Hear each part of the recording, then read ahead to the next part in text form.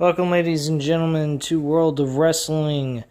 Here today to review the NXT September 8th, 2020 review on this episode that I thought was boring as fuck. Really, this show was boring. They made a lot of booking mistakes as well. Not in the wins and loss columns, but where they place these matches on the card. For example, Bronson Reed versus Austin Theory would have been a great way to kickstart the show.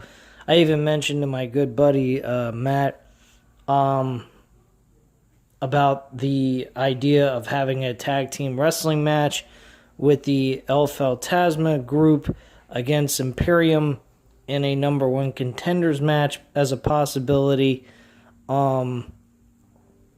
Though I don't think thinking on it as I watched the show, I thought to myself, I don't think El Fantasma and Imperium, neither one of them can afford a loss. So I was thinking of using that as a number one contenders match, but that idea, thinking about it, wouldn't have been a good idea at all because one of them might have had to eat a loss, and really both of them are on good momentum. Imperium just having that one loss with the tag team titles on the line, they've been doing a pretty good job. But yeah, we kickstarted the show with the NXT World Championship and ended the show with the steel cage match between Mercedes Martinez and Rhea Ripley. I don't understand the booking logic here, guys. I really don't.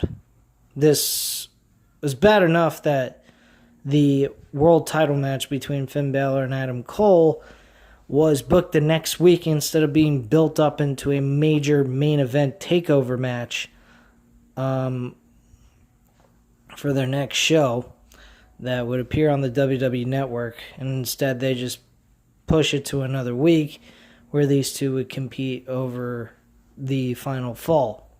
What a fucking joke. Don't get me wrong, the match wasn't bad. It was a good match. But for them to have no build towards it, talk about the background of both of these guys and what they've done in the indies going into the WWE would have been a great story to tell.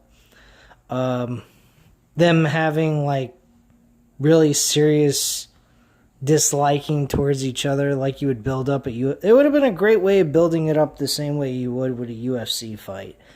Two competitors going in for the UFC championship in their weight class.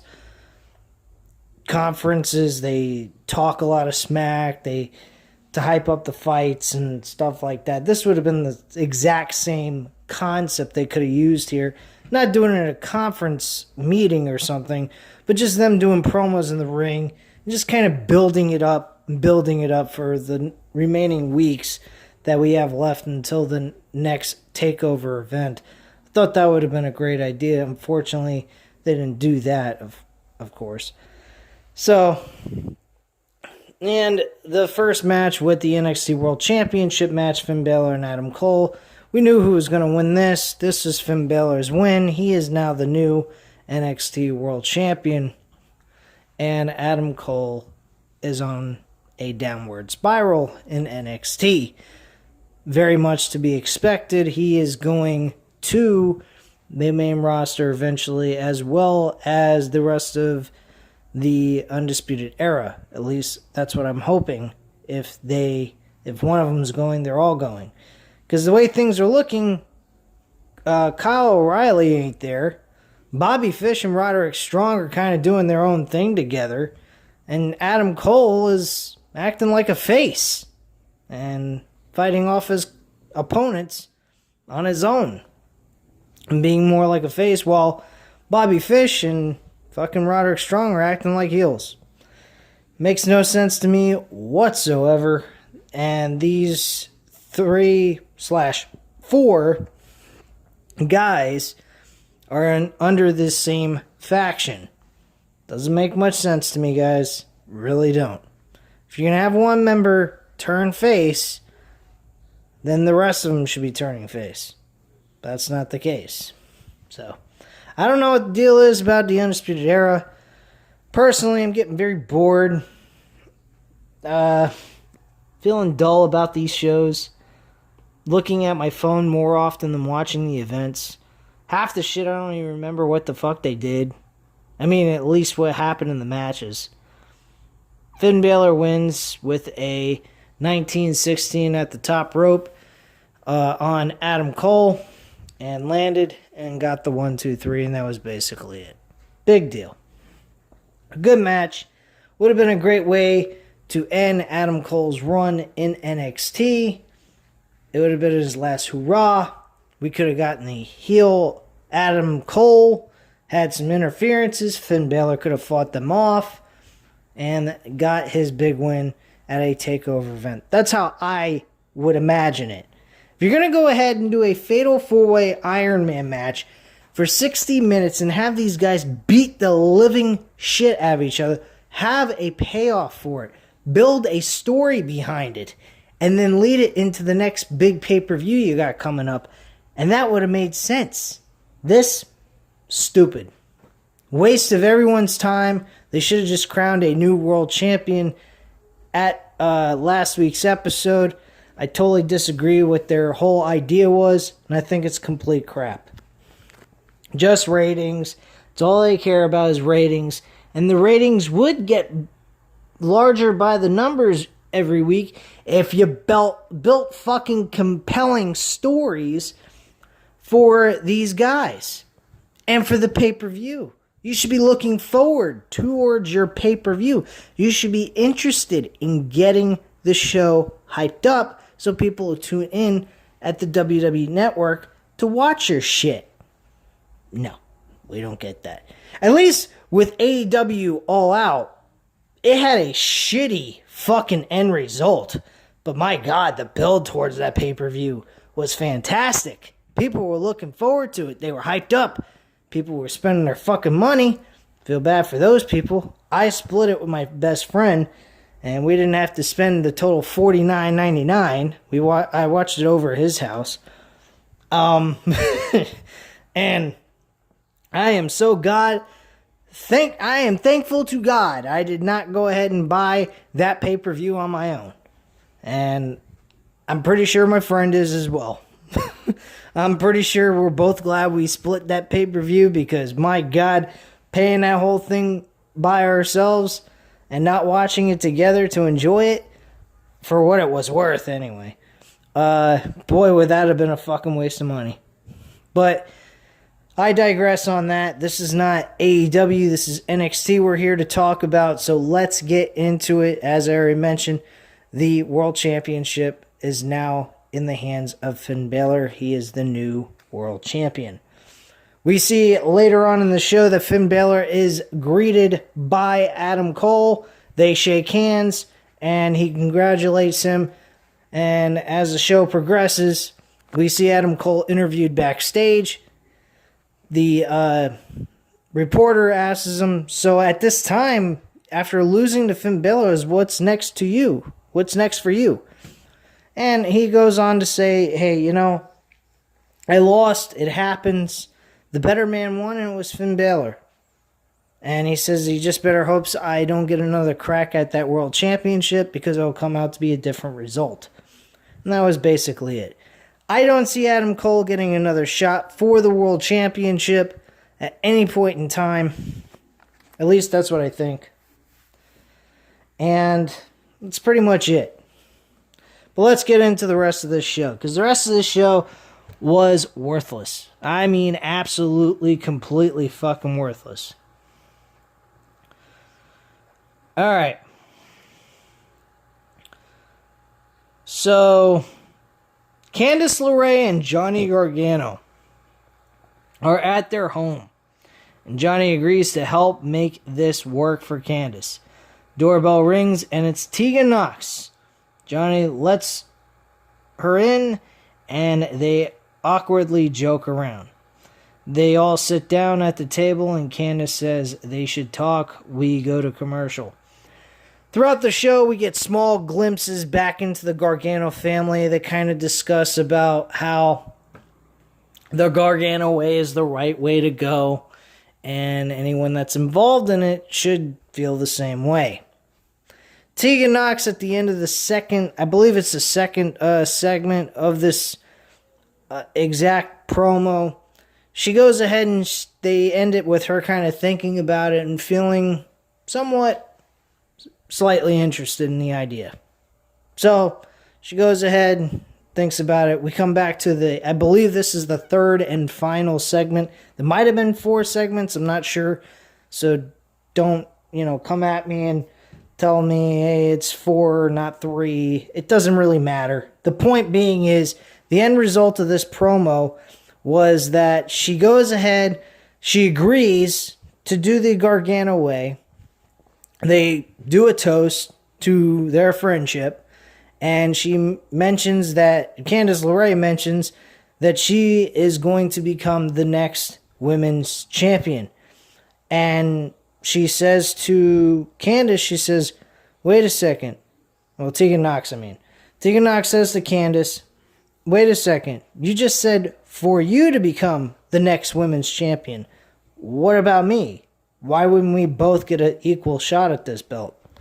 She goes, well, you already had a shot and you fought very, very hard for it, but you ended up losing. So now it's my turn. And she said, we all know that I could have beaten you anyway, so at the end of the day, I should be next in line for the world championship.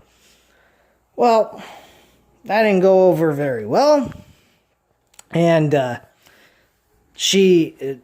LeRae takes the bowl of salad with Caesar sauce in it, and she throws it all over Tegan Nox. Tegan Nox is pissed, so she takes the water, and throws it in her face.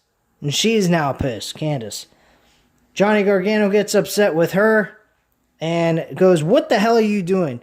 You're an ingrated jerk. You're not a good friend to her. You're a piece of trash. And Tegan Nox finally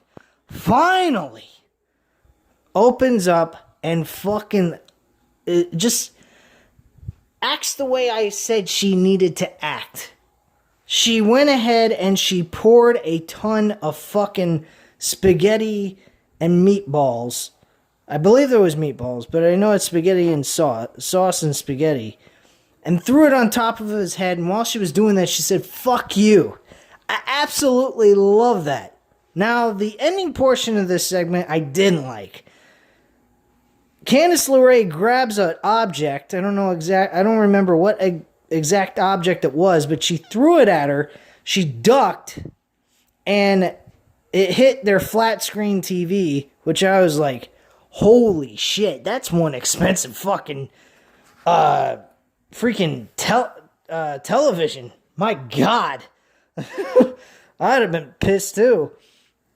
So she runs off, and that was the part I disliked. She ran away from her instead of charging right at her in full sprinting speed and attacking her in her own home. That would have been great, but unfortunately she ran out of the house like a scaredy cat and just ran away. And Candice LeRae gets pissed and chases after her. So we're probably going to have a continuation of what happened afterwards from that whole segment. And Johnny Gargano made the ending of that segment very funny. He's like, my TV! Turns it on. And you see this big giant crack and the whole entire screen's like, it's incapable of working. You can't even watch TV on it. It's so fucked up. So apparently, they probably have the money to fucking replace that anyway. They probably were wanting to do that in the first place, for all I know. But yeah, that was pretty much that whole segment, the whole entire bid throughout the entire night. We had Velveteen Dream against Ashante Thea Adonis. Ashante Thea Adonis. This match was okay, and, Velveteen Dream wins. He ends up doing some dirty move, pokes him in the eye, and then hits the Dream Valley Driver for the pin and the 1-2-3 in the middle of the ring. And that's basically the end of that. Shotzi Blackheart earlier in the show was getting her little mini tank played with by Robert Stone. He was looking like he was going to destroy that. And she attacks him and accidentally hits Io Shirai. She was behind this wall type of thing, wall barrier, and it broke down and it fell on top of her. So this kind of led to them, looking at each other and saying, hey, you know what, blah, blah, blah. It led to, one thing led to another with words of it being exchanged. And at this point, we're getting Shotzi Blackheart and Io Shirai in a non-title match next week. Wow. This company does not know how to crown number one contenders. Have they gotten it through their thick skulls that the world champion of that division should not have to wrestle week after week after week after week? They should only be wrestling when they're defending their championship belt of their weight class. They need to do this more like a real sport. In real sports, the champion doesn't have to do shit. The only thing that you need a world champion to do is defend the title, hype up the fucking match that they're going to have with the number one contender of your choosing, and then either defeat them or lose at the pay-per-view. It's really all you really need. If you want to throw them up against some, in a tune-up match or some kind of shit like that, you want to do stuff like that, I get it's just a fixed show, it's not like real sports, but try to make it as close to real as possible. I mean, a world champion shouldn't have to defend his title. He is on the top of the mountain. He should be treated like a freaking king or queen, depending on if it's a male or female, of course. But my point being is their world champions should not have to be on the show week after week after week in matches. And then on top of it, you have them lose, possibly. That is stupid. I don't like that idea at all. And it needs to change. I used to be okay with the world champion being on TV, having matches and so forth. And it used to be good, but as I'm noticing and I'm getting older, it's retarded for a champion to lose in a non-title match. And then when we get to the real match, they end up retaining the championship? Like, what kind of bullshit is that? It just gives away the whole entire thing, the whole entire meaning of the match for the pay-per-view they're building up towards. By the way, after the match was over, Kushida actually showed up. And he kicked Velveteen Dream's ass. He went ahead and attacked him and actually went ahead and grabbed his arms by the ring post, and he was on the outside of the ring on the steel steps, and pulled one of his arms so hard that he ran right into the post, nailing his shoulder. Then he took the other arm and did the exact same thing. And he was on a fucking warpath, Kushida, because he was pissed off about what Velveteen Dream did a week or two ago. I believe I think it was during the pay-per-view for the TakeOver event, TakeOver 30, for that ladder match. So, there you go on that. Alright, so we got Bronson Reed versus Austin Theory. Bronson Reed wins this match. We continue to build Bronson Reed up. But have we gotten an actual mention of him challenging for the North American Championship? Of course not. We got Timothy Thatcher. Now, granted, don't get me wrong, I don't mind Timothy Thatcher. I think he's an outstanding technical wrestler. But where in God's green earth has he been in any way the guy that has a right to challenge for the NXT North American Championship? Bronson Reed beat Damian Priest leading up to the TakeOver pay-per-view. This past TakeOver on August 22nd. So why doesn't Bronson Reed get that championship match with Damian Priest now? Damian Priest doesn't defend his title against anyone until he faces Bronson Reed at the next TakeOver event. What is so fucking difficult or hard for this company to do? It's that simple. It is right there for you to tell. There's nothing more you have to do. Instead, Timothy Thatcher next week is getting a shot for the North American Championship against Damian Priest. That's it. Big deal on that one. Bronson Reed beat Austin Theory in a pretty decent matchup. I didn't have any problems with the match. Thought it was noteworthy for a NXT televised show. So, there you go on that one. Alright, next match was Roderick Strong versus Killian Dane. Again, like I mentioned earlier, where is Adam Cole? Kyle O'Reilly. Is Kyle O'Reilly just sitting out because of the COVID-19 situation? If that's the case, then I totally understand that reason. But what's the reason for Adam Cole not coming out? Fucking Roderick Strong and Bobby Fish. It's made no fucking sense.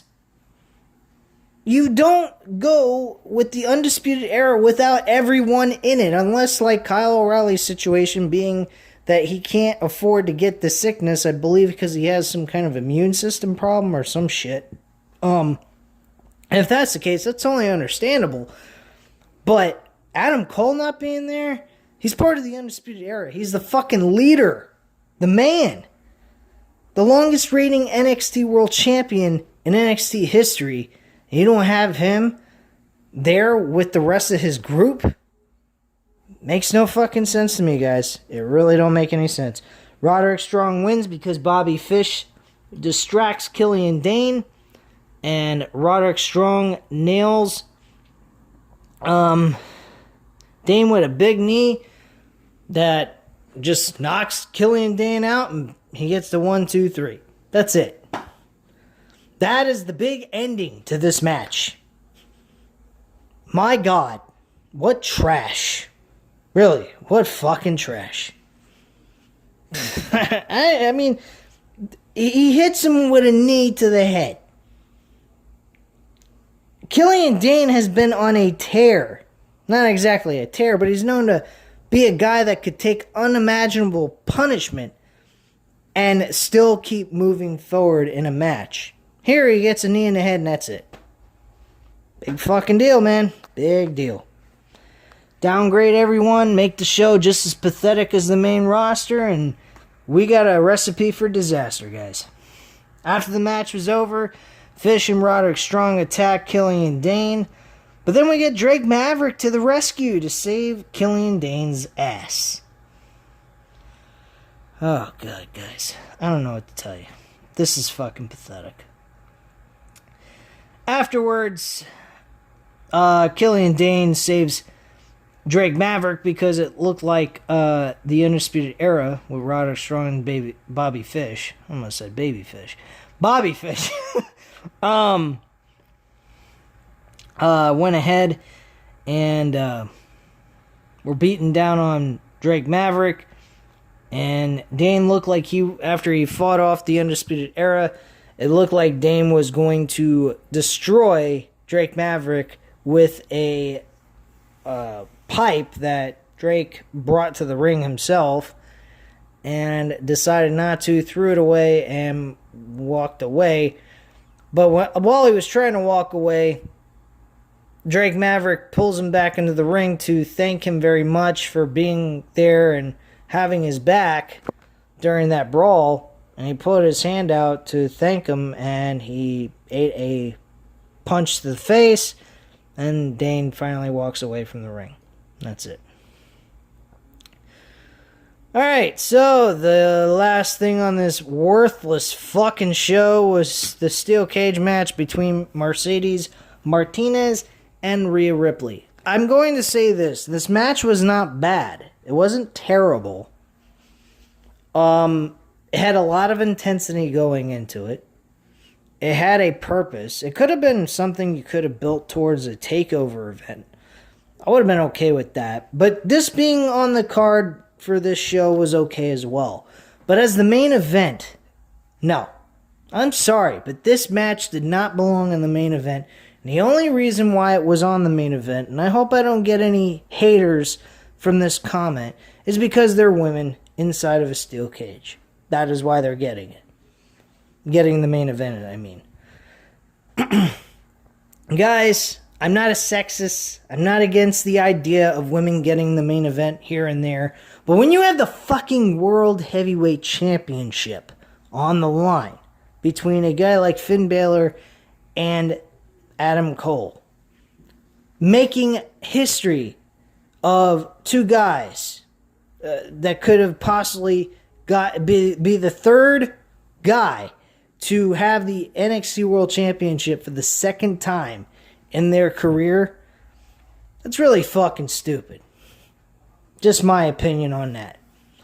Not Tegan Knox. Mercedes Martinez and Rhea Ripley, they did their job. They provided a very good matchup that was highly entertaining, hard-hitting, and they delivered on everything they built this match up for. So I have no complaints about that.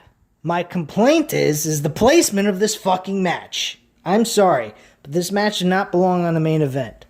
It belonged on the 9 o'clock hour. To me, this was a co-main event match that should have been on the beginning of the 9 o'clock hour, with the World Championship being the main event of the show. You could have ended the show with Adam Cole shaking hands with Finn Balor, and then had the interview with Adam Cole as an extra segment on the next week's episode discussing the loss of Adam Cole to Finn Balor for the world title. That's what I would have done. Instead, we got the interview tonight and pretty much the closing of Adam Cole, unless they decide they want to continue on with Adam Cole being in NXT, which I'd be totally fine with, but honestly, let's be realistic. Is there anything more we can find for Adam Cole to do on the NXT roster? I don't think so. He's pretty much reached his peak with this company, at least with this brand, I mean. Now time to move up to the main roster and get brought down to a smaller level. You got peaked up to the top. Now it's time to fall all the way down and turn into an avalanche, into a piece of garbage. That's the way I look at it, because anything with WWE main roster with Vince McMahon involved, you can kiss your career goodbye. That's pretty much that. Anyway, guys, that's really all I have to say on this event. I thought the show was okay. At least the two main important matches were good. Bronson Reed and Austin Theory was good. And the rest of the show sucked. That's it. There was nothing else more about this show. Apologize about the burp, though. But my point being is there was 3 matches that were important and deserved to be on this show, and the rest of the fucking show sucked. The Gargano, Candice LeRae and Tegan Knox segment was totally fine with. Thought it was okay. Maybe didn't need it to be on 3 separate different segments on the show, but the end result was okay. Except I wish we would have saw an actual brawl between Candice LeRae and Tegan Knox to end that segment. Unfortunately, Tegan Knox ran away like a little bitch. And that's all that really happened there.